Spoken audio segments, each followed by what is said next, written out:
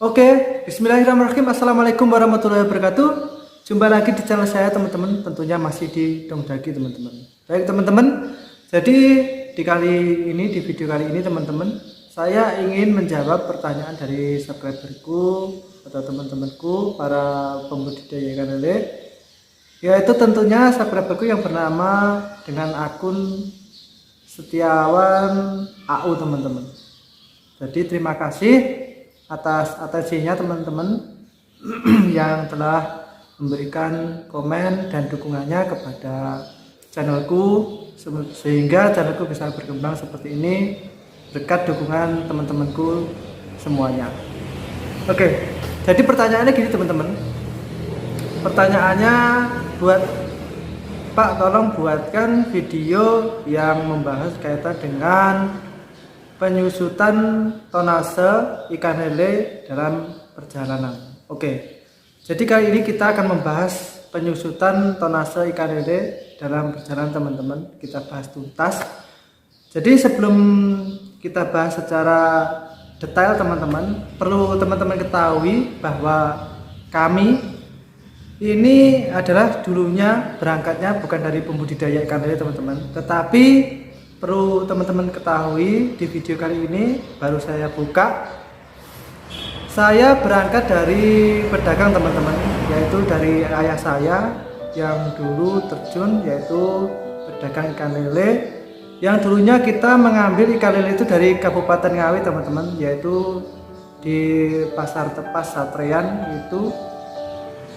Dulu itu kita mengambil cuma 6 kintal 5 kintal seperti itu teman-teman. Itu pun sudah banyak sekali dulu waktu saya itu masih kecil SMA teman-teman, 2006 kalau enggak 2005 atau 2006 itu tahun segitu.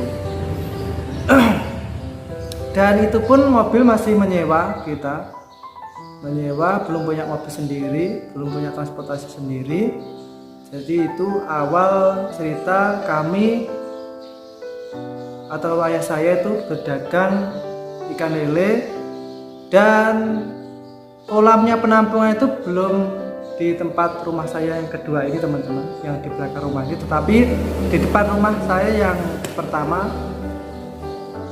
Nanti saya videokan ini, itu ada 4 kolam juga di depan rumah ya, permanen, ukurannya ya 1 meter kali 2 meter teman-teman, sama seperti kolam yang di belakang rumah saya yang kedua ini.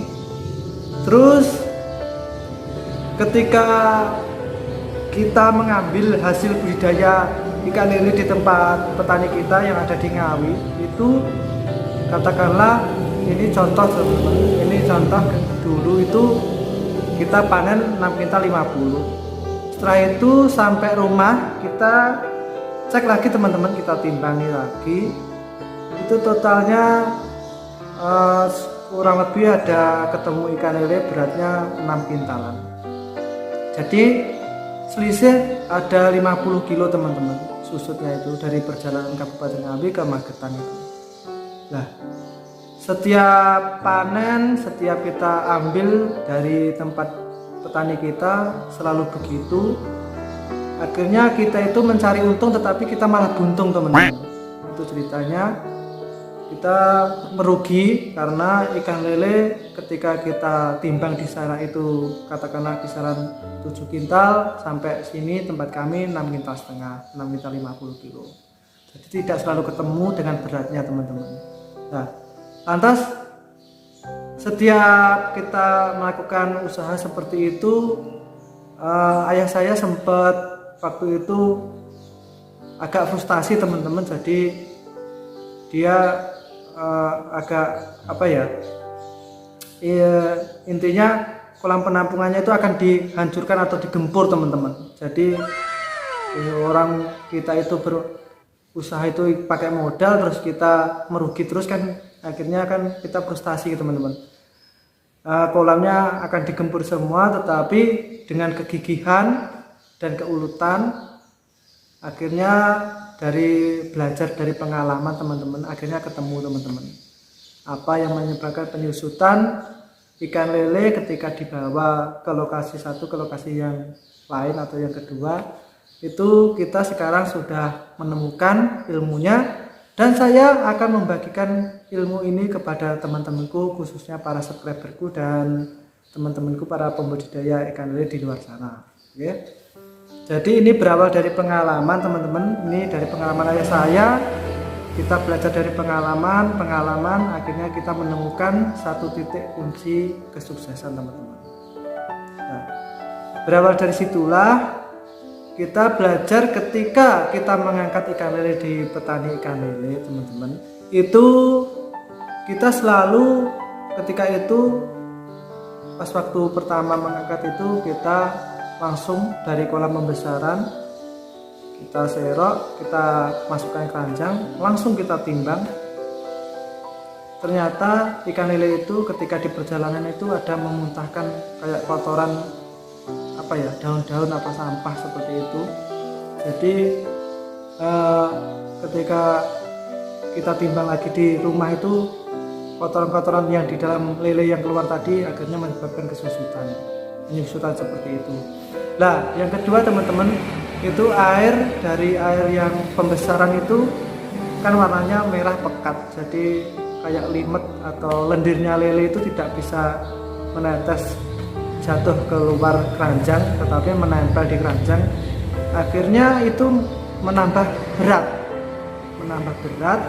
dan ketika ikan lele setelah kita timbang, kita masukkan ke bak mobil airnya bersih, akhirnya kayak dicuci ya teman-teman, setelah sampai rumah kita timbang lagi, ikan lelenya sudah bersih teman-teman, dan kita cek lagi ternyata hasilnya tidak sama dengan beratnya yang kita timbang dengan di tempatnya petani tadi teman-teman. Jadi itu yang menyebabkan ikan lele itu mengalami penyusutan. Nah, sekarang dari belajar dari pengalaman tersebut, akhirnya setiap kita itu mengambil di tempat petani-petani kita itu, kalau petani-petani saya yang lama, yang sudah lawas teman-teman, itu sudah pakar semua. Jadi sebelum kita ambil itu ikan lele dari kolam pembesaran itu ditampung dulu di kolam penampungan kecil teman-teman, terpal patok ipring itu aja, terus diisi air bersih. Setelah itu masuk ke situ bleng semua, lantas diamkan sekitar 1 jam 2 jam di kolam penampungan tersebut teman-teman. Jangan langsung ditimbang, biar kotoran-kotoran yang di dalam menempel di dalam lele tadi biar keluar dan terlepas. Setelah itu teman-teman, kita baru lakukan proses penimbangan. Dan kalau di tempat kami, penimbangan ikan lele dengan penimbangan padi itu tidak sama teman-teman, atau gabah itu tidak sama. Karena gabah itu kan kering teman-teman, kalau ikan lele itu agak basah dan berlendir. Jadi kalau timbangan ikan lele itu kita agak minta anget teman-teman. Anget itu kasarannya ini teman-teman, agak jomplang gitu, sedikit itu, nggak sejajar atau cucuk gini, tapi agak jomplang. Itu wajar dimanapun di tempat petani ikan lele yang sudah pakar, itu pasti timbangannya anget teman-teman, atau dek gitu sampai jomplang. Karena mengingat ikan lele itu kan tadi sudah saya katakan bahwa berlendir dan hidupnya di air gitu. Yang pertama itu teman-teman. Yang kedua teman-teman, itu kita selalu potongan keranjang itu 3 kilo, repaksi per kintalnya 2 kilo teman-teman. Jadi potongan keranjang itu 3 kilo, terus repaksinya per kintalnya 2 kilo. Dan itu kita lakukan di seluruh petani kita yang kita ambil teman-teman sampai sekarang. Jadi apa alasan saya sampai bekerja sama dengan petani Trenggalek dan Tulungagung yang kemarin kita ambilin terus, kita berburu ikan lele di kesana, yaitu di sana itu banyak petani ikan lele yang sudah semua pakar dan profesional dan mengerti ikan lele, sama-sama tahu teman-teman. Jadi petani juga untung, terus tengkulak seperti kami penjual juga untung teman-teman. Jadi sama-sama menguntungkan, tidak ada yang dirugikan. Yang penting itu teman-teman. Jadi di sana itu timbangnya juga anget teman-teman, dak gitu. Terus potongan juga sama, panjangnya 3 kilo repaksinya per kintalnya 2 kilo. Jadi itu. Terus ikannya juga diservis dengan baik. Seperti di tempat budidaya kami, ketika panen selalu kita ganti dengan air yang bersih. Seperti itu teman-teman. Jadi itu teman-teman pengalaman-pengalaman dari kami, yaitu mengenai penyusutan tonase ikan lele yang sering tidak ketemu ketika kita timbang dari petani ke tempat kita. Memang itu sangat-sangat kalau kita baru mengawali usaha, memang kita itu tidak tahu teman-teman. Jadi video ini saya buat teman-temanku yang mungkin ingin usaha budidaya ikan lele maupun usaha jadi tengkulak atau bos lele. Ini bisa buat ilmu atau tambahan ilmu buat teman-temanku di luar sana. Oke? Terus setelah itu teman-teman, setelah kami merintis usaha agak lumayan, akhirnya kita membeli tanah itu di beberapa tempat teman-teman, nggak usah kami ceritakan, yang penting kita memperluas, mengepakkan sayap lagi, yaitu fokus di budidayanya teman-teman, di budidaya ikan lele. Nah, kita berawal dari tengkulak, terus kita akhirnya terjun ke budidayanya juga. Nah, di budidaya ini juga penuh cerita teman-teman, kita nggak langsung pinter atau kita langsung mandiri enggak. Ini berawal dari kegagalan juga, semuanya tetap berawal dari kegagalan. Akhirnya dari kegagalan inilah kita dapat belajar teman-teman, dan kita memperbaikinya gitu sampai sekarang yang teman-teman dilihat di video-video bahwa Raja Lele panen raya 1 kolam mencapai 1 ton up. Jadi itu teman-teman, jangan melihat dari kesuksesan orang tersebut, tetapi lihatlah dari prosesnya. Mungkin itu teman-teman video kali ini, nggak usah perlu panjang lebar, yang penting intinya saja.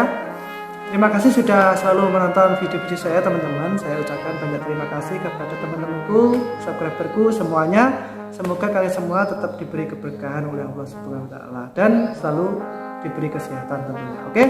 Sekian, bila taufiq wal hidayah. Wassalamualaikum warahmatullahi wabarakatuh. Bye bye. Salam sukses untuk kita semua.